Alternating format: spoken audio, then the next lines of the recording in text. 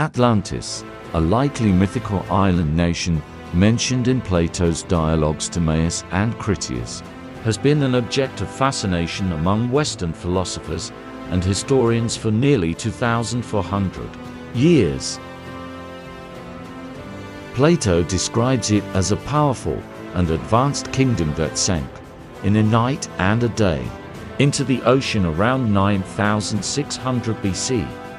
The ancient Greeks were divided as to whether Plato's story was to be taken as history or mere metaphor.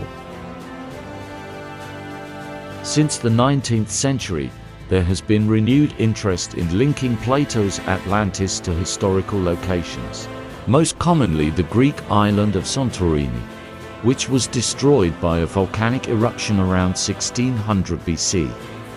Plato, through the character Critias, in his dialogues describes Atlantis as an island larger than Libya and Asia Minor put together, located in the Atlantic just beyond the Pillars of Hercules, are generally assumed to mean the Strait of Gibraltar. Its culture was advanced, and it had a constitution suspiciously similar to the one outlined in Plato's Republic. It was protected by the god Poseidon, who made his son Atlas king and namesake of the island and the ocean that surrounded it. As the Atlanteans grew powerful, their ethics declined.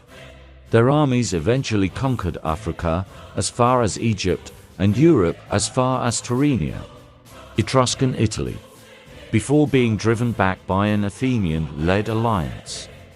Later, by way of divine punishment, the island was beset by earthquakes and floods, and sank into a muddy sea.